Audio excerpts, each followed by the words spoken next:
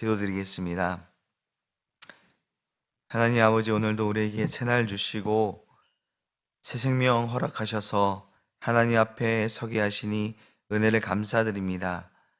우리의 평생에 정말 오늘 고백한 찬송과 같이 주님만 따라가는 은혜를 주시기를 소망합니다.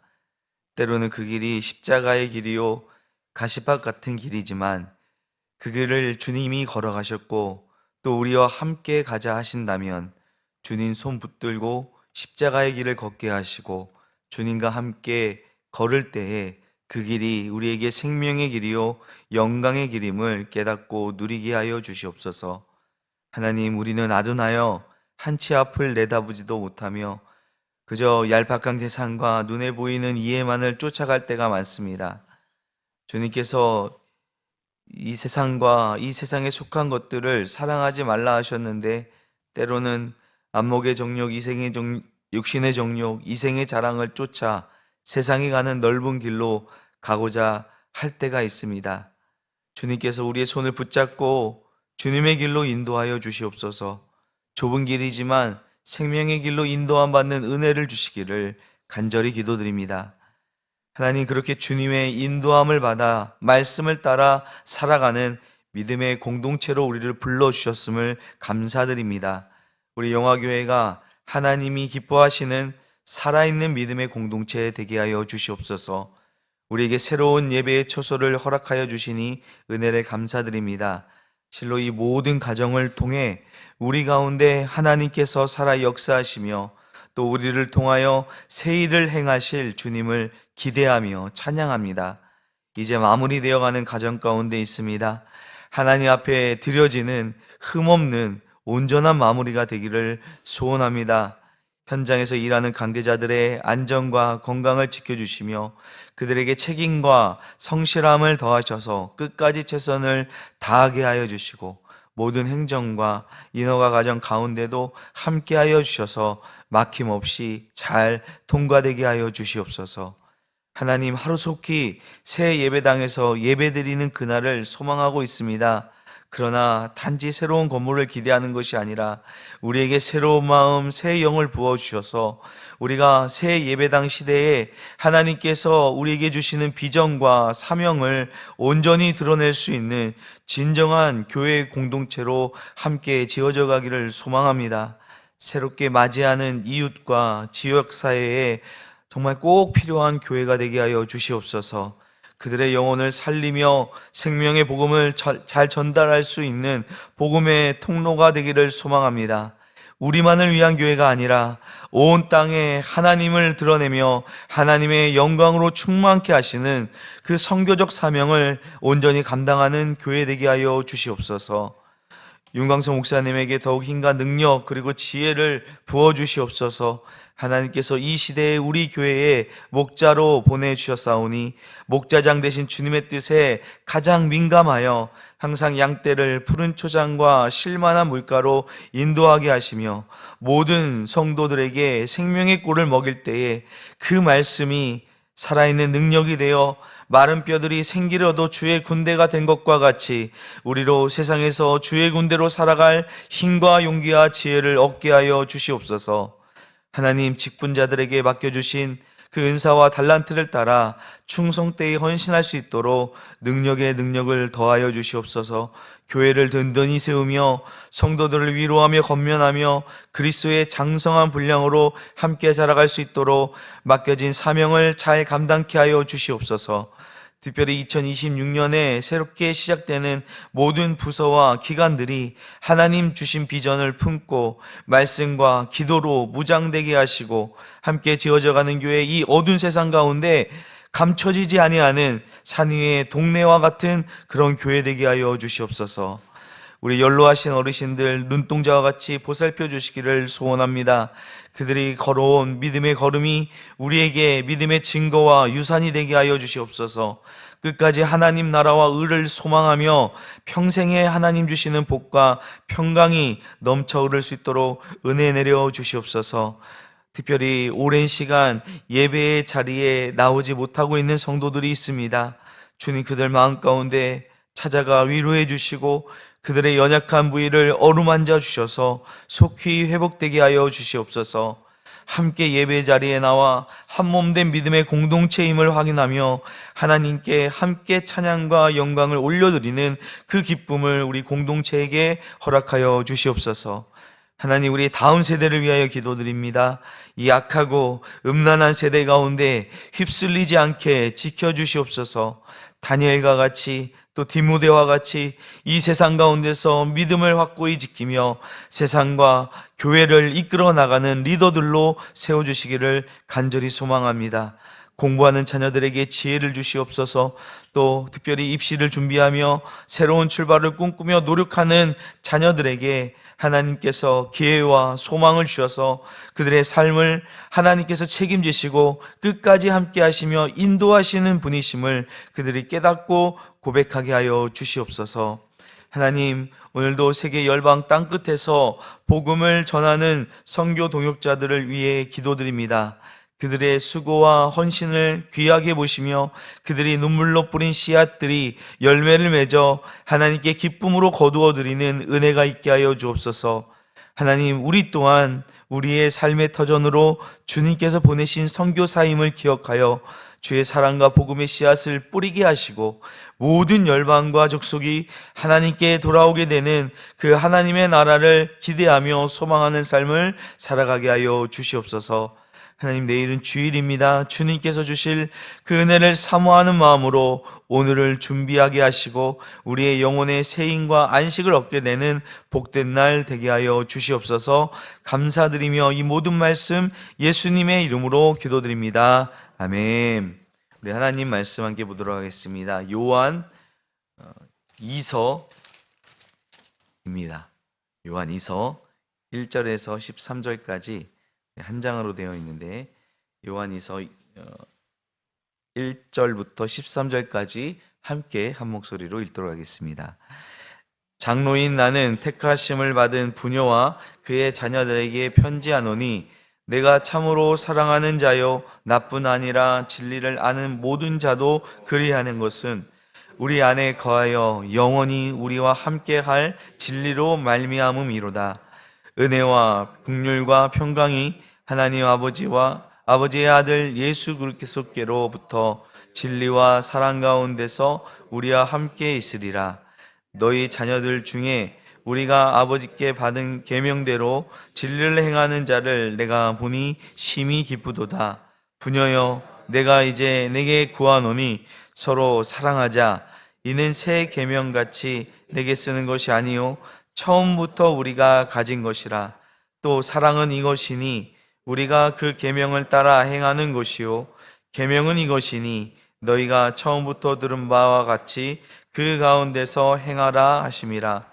미혹하는 자가 세상에 많이 나왔나니 이는 예수 그리스도께서 육체로 오심을 부인하는 자라.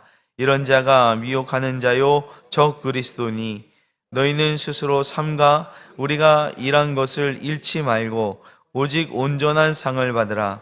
지나쳐 그리스도의 교훈 안에 거하지 아니하는 자는 다 하나님을 모시지 못하되 교훈 안에 거하는 그 사람은 아버지와 아들을 모시느니라. 누구든지 이 교훈을 가지지 않고 너희에게 나아가거든 그를 집에 들이지도 말고 인사도 하지 말라. 그에게 인사하는 자는 그 악한 일에 참여하는 자임이라. 내가 너에게 쓸 것이 많으나 종이와 먹으로 쓰기를 원하지 아니하고 오히려 너에게 가서 대면하여 말하려 하니 이는 너희 기쁨을 충만하게 하려 함이라. 택하심을 받은 내 자매의 자녀들이 내게 문안하느니라. 아멘. 네, 오늘 우리 함께 읽은 이 요한 2서는 모르겠습니다. 이렇게 성경을 쭉 읽지 않으면 이게 특별히 찾아서 읽게 되는 성경은 아니었던 것 같습니다. 그러나 우리가 이 요한 2서를 읽으면서 이런 생각을 해봤으면 좋겠습니다. 예수님께서 가장 사랑하시는 제자, 물론 이거는 요한이 스스로 자신을 표현할 때 쓰는 표현이긴 합니다. 그런데 그 예수님께서 가장 사랑하는 제자이며 또 예수님의 제자 중에 가장 나이가 어렸어요. 그랬지만 가장 오랫동안 교회를 섬기고 돌본 그 사도 요한이 전하는 메시지라면 이 가운데는 너무나 중요한 하나님의 마음이 들어있을 것이 분명합니다.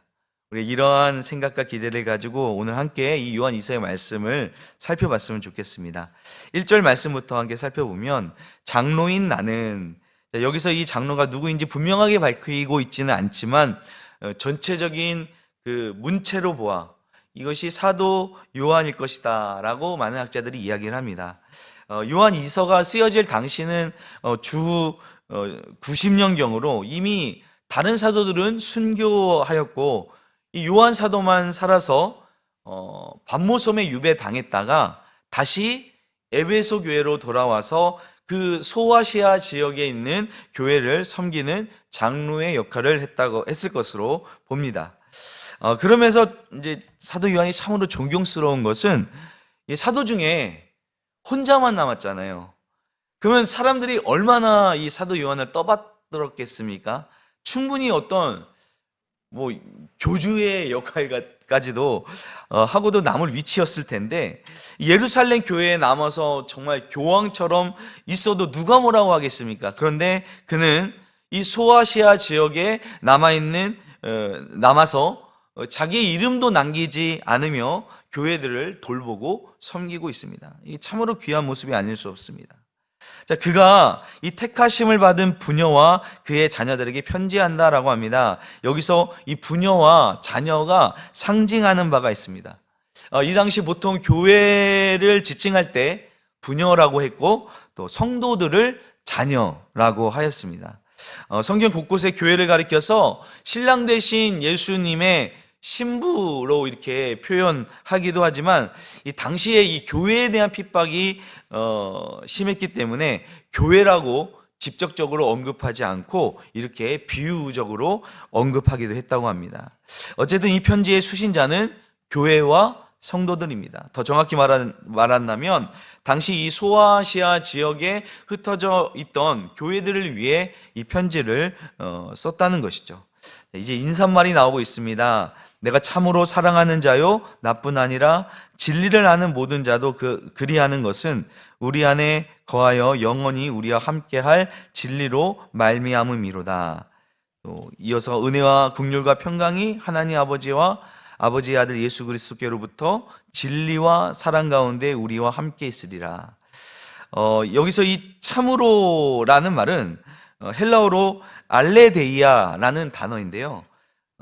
그 말 그대로 진짜 참으로, 진심으로라는 의미로 쓰이기도 하지만 더 분명한 뜻은 오늘 이 지금 읽은 이 1, 2, 3절에도 나오는 진리라는 말을 가리키는 말입니다. 그냥 진리로라는 뜻입니다. 사도 요한은 부녀와 자녀로 표현한 이 교회와 성도들에게 편지하면서 물론 그들을 정말 진심으로 사랑했겠죠. 참으로 사랑했을 것입니다. 그러나 이 이후에 계속 이어지는 편지의 내용을 보면 여기에서 이 단어, 이 알레데이아라는 이 단어가 요한 사도가 가진 사랑의 마음이 진심이다, 참이다 라는 의미보다는 진리로, 진리 가운데서 사랑하는 것이다 라는 것이 더 정확한 표현, 더 정확한 번역으로 볼 수 있습니다. 다시 말해서 내가 진리로 진리 가운데 사랑하는 자요 또 나뿐 아니라 진리를 아는 모든 자도 그리하는 것은 우리 안에 거하여 영원히 우리와 함께할 진리로 말미암음이로다. 여러분 도대체 진리가 무엇이길래 사도 요한은 이 짧은 인사말 안에 이 진리라는 말을 연거푸하고 있는 것일까요? 진리가 무엇입니까? 진리는 예수 그리스도이십니다. 여러분 우리가 서로 사랑합니다. 진심으로 사랑하고 참으로 사랑합니다. 그러나 우리의 사랑은 변할 수 있어요. 저 역시 여러분을 마음 다해 사랑하지만 변할 수 있는 것이 저의 사랑입니다. 그러나 진리 대신 예수 그리스도의 사랑은 결코 변함이 없는 사랑인 것이죠. 그분께서 보여주신 사랑은 변함이 없는 한결같은 온전한 사랑입니다. 그래서 그분이 진리이신 것입니다. 예수 그리스도의 사랑으로 사랑하는 것, 그것이 바로 진리 가운데 사랑하는 것입니다. 계속해서 3절 말씀에 은혜와 긍휼과 평강이 하나님 아버지와 아버지의 아들 예수 그리스도께로부터 진리와 사랑 가운데 우리와 함께 있으리라. 여러분, 성경 안에는 이 삼위일체라는 말이 직접적으로 나오지는 않습니다. 하지만 우리는 성부 하나님, 성자 예수님, 그리고 성령 하나님께서 한 분 하나님이심을 믿음으로 고백합니다. 지금 우리가 함께 읽은 이 3절 안에서도 이 삼위 하나님의 모습이 드러나고 있어요.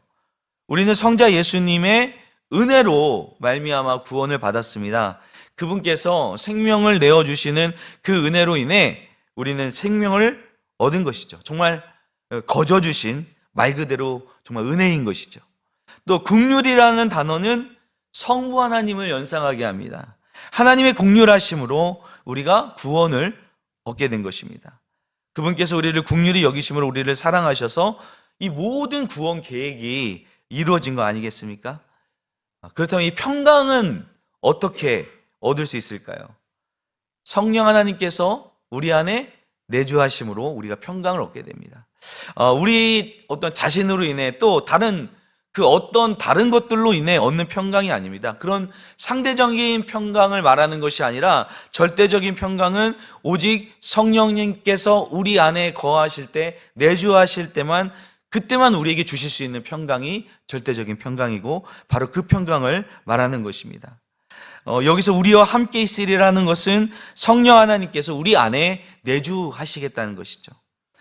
하나님 아버지와 아들 예수 그리스도께로부터 또 그 안에 성령 하나님께서 우리와 함께 하심으로 얻게 되는 복이 바로 은혜와 긍휼과 평강이라는 것입니다. 자, 이것을 받아 누리기 위해서는 우리가 진리와 사랑 가운데 있어야 한다는 것이죠. 이 진리를 믿고 그 사랑 안에 거하는 자가 바로 은혜와 긍휼과 평강을 누리게 되는 것이죠. 4절 말씀에 너희 자녀들 중에 우리가 아버지께 받은 계명대로 진리를 행하는 자를 내가 보니 심히 기쁘도다. 아까 말씀드렸지만 자녀는 교회를 이루고 있는 성도를 가리킵니다. 당시 이 소아시아 지역에 흩어져 있는 이 교회를 이루고 있는 성도들이 아버지께로부터 받은 계명대로 진리를 행하는 자들의 소식을 듣고 사도 요한이 심히 기쁘다는 것입니다. 오늘 본문 가운데 계속해서 이 진리에 대해서, 사랑에 대해서 나오고 있는데, 이어서 5절 말씀 보면 부녀여 내가 이제 내게 구하노니 서로 사랑하자. 이는 새 계명같이 내게 쓰는 것이 아니요 처음부터 우리가 가진 것이라 라고 말씀하고 있는데, 여기서 이 아버지께 받은 계명이 무엇입니까? 서로 사랑하라는 것이죠. 하나님을 사랑하고 내 이웃을 내 몸같이 사랑하는 것, 그것이 우리에게 처음부터 주신 계명인 것이죠. 근데 여러분, 우리가 이 사도 요한 2서를 읽으면서 계속해서 떠올려야 할 것은, 사랑이라고 했을 때 우리는 진리를 같이 떠올려야 됩니다. 진리이신 예수 그리스도께서 우리를 위해 우리에게 보여주시는 그 사랑을 떠올려야 한다는 것입니다. 그래서 요한은 사랑을 이렇게 정의하고 있습니다. 6절 말씀에 또 사랑은 이것이니 우리가 그 계명을 따라 행하는 것이요 계명은 이것이니 너희가 처음부터 들은 바와 같이 그 가운데 행하라 하심이라. 여러분, 여기서 이 행하라는 단어는 그 뒤를 따라 걷다라는 의미가 들어 있습니다. 발자취를, 그 발걸음을 따라간다는 그런 의미의 단어입니다. 그렇다면 사랑은 예수님께서 우리에게 보여주신 그 예수님의 발자취를 따라 사랑하는 것이 우리가 행해야 할 사랑이라는 것입니다. 7절 말씀부터는 분위기가 좀 바뀌고 있죠. 초대교회 안에, 특히 지금 이 사도 요한이 돌보고 섬기는 그 교회 안에 교회를 가장 어지럽히고 미혹하는 그런 자들이 있었습니다. 그들은 바로 요한 1서에서도 나왔었지만 영지주의자들이었습니다.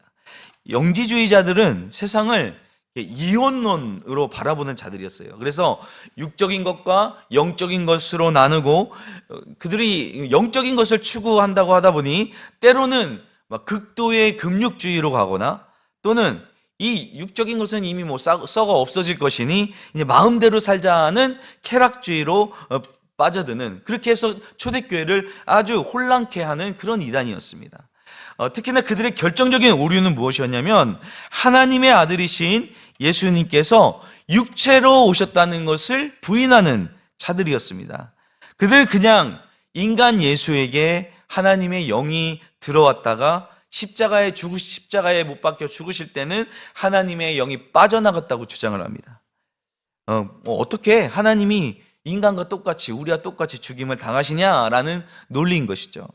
하지만 하나님께서 당신의 아들 예수 그리스도를 우리와 똑같은 육체로 이 땅에 보내시지 않았다면, 그 육신으로 오신 예수님께서 십자가에 달려 죽으시지 않으셨다면 우리는 우리의 죄가 대속받지 못하는 것이고 우리는 구원받을 수 없는 것이죠. 아무리 예수님께서 오셔서 좋은 말씀을 전하시고 놀라운 기적을 행하셨다 하더라도 예수님께서 이 땅에 오신 제일의 목적은 무엇입니까? 십자가입니다. 우리와 똑같이 육신을 입으시고 우리의 죄를 받으셔서 십자가의 죽으심으로 이루신 대속 사건이 우리의 구원의 절대적인 이유라는 것입니다. 그런데 그것을 부인하는 자들이 교회 안에 침투하여 성도들을 지금 미혹하고 있다는 것입니다. 그래서 10절 말씀을 보게 되면 사도 요한은 이를 강력하게 경계하고 또 그러한 자들을 집에 들이지도 말고 그들과 인사도 하지 말라고 합니다. 생각하기에 이거 너무한 거 아니야? 라는 생각이 들 수도 있지만 그렇지 않습니다.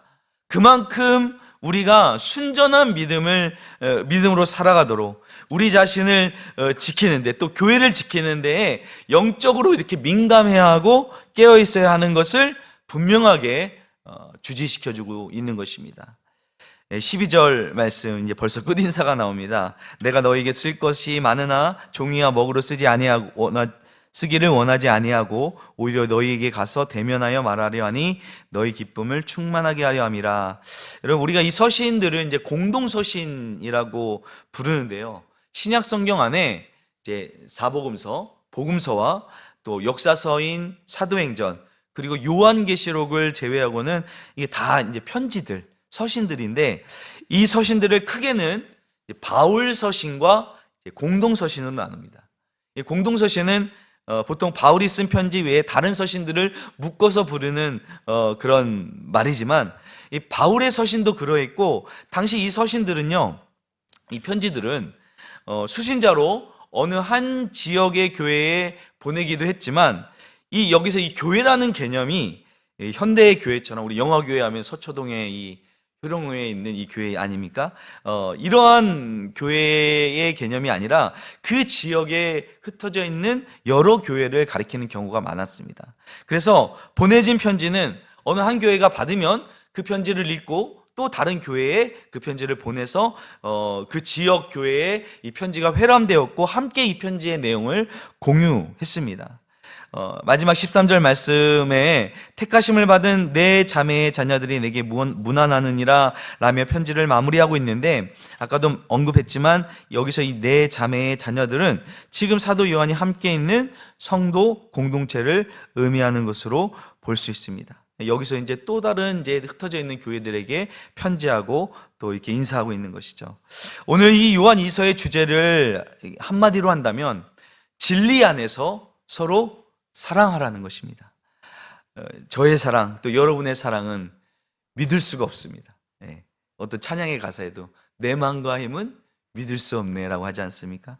그래서 우리는 진리 대신 예수 그리스도께서 우리에게 보여주신 그 사랑을 가지고 그 사랑을 우리가 받았으니 그 사랑 안에 우리가 또 충만히 거할 때 우리는 그 사랑으로 서로를 진리 가운데서 사랑할 수 있다는 것입니다. 그 사랑은 우리의 힘만으로 하는 사랑이 아니라는 것이죠. 성령께서 우리 안에 거하심으로 할 수 있는 사랑입니다. 우리가 정말 진리 안에 확고하게 서 있고 또 진리신 예수님, 그 예수 그리스도께서 우리를 사랑하셨던 것처럼 그 사랑의 모습을 따라서 그 발자취를 따라서 우리가 서로 사랑할 때에 우리는 아무리 혼란하고 미혹한 사람이 많은 이 세상 가운데서도 끝까지 그리스도의 사람들로 이 세상 가운데 하나님의 진정한 사랑의 증인들로 서게 될 줄로 믿습니다. 그 은혜가 저와 여러분에게 있기를 주님의 이름으로 축원드립니다. 기도하겠습니다. 하나님 아버지, 진리이신 예수 그리스도를 우리에게 보여주시고 그 사랑 안에 거하게 하심을 감사드립니다. 우리의 연약한 사랑이 아니라 변함이 없는 그 그리스도의 사랑으로 서로를 사랑하게 하시고 진리 안에 굳게 서서 미혹되지 아니하는 믿음을 우리에게 허락하여 주시옵소서. 성령 하나님께서 우리 안에 거하셔서 이 세상 가운데 사랑의 증인으로 살아가게 하시고 끝까지 예수 그리스도의 길을 따라가게 하여 주시옵소서. 감사드리며 예수님의 이름으로 기도드립니다. 아멘. 하늘에 계신 우리 아버지, 아버지의 이름을 거룩하게 하시며 아버지의 나라가 오게 하시며 아버지의 뜻이 하늘에서와 같이 땅에서도 이루어지게 하소서. 오늘 우리에게 일용할 양식을 주시고 우리가 우리에게 잘못한 사람을 용서하여 준 것 같이 우리 죄를 용서하여 주시고 우리를 시험에 빠지지 않게 하시고 악에서 구하소서. 나라와 권능과 영광이 영원히 아버지의 것입니다. 아멘.